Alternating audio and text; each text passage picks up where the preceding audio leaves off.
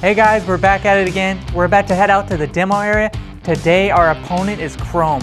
We have a huge chrome rim out there. Today we're going to be blasting with 4060 garnet, and we're going to be in our high pressures around 130, 140. Chrome is a coating that is made up of several different metal layers. So when we get out there blasting, we're going to blast through all those layers and get down to bare metal. All right guys, let's see how it does.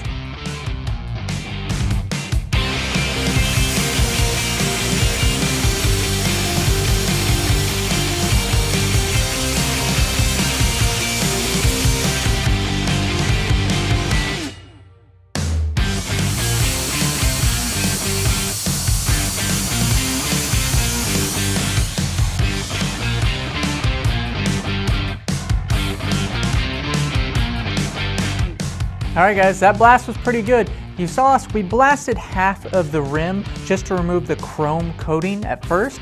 That gives you a perfect substrate for any paint or powder coating to adhere to, but we wanted to take it a little bit further and blast through that nickel and copper and get down to the substrate. So you can see we blasted that little small section just to show you the power of the Dustless blaster, and then we left the other half of the rim untouched so you could see the contrast in the two.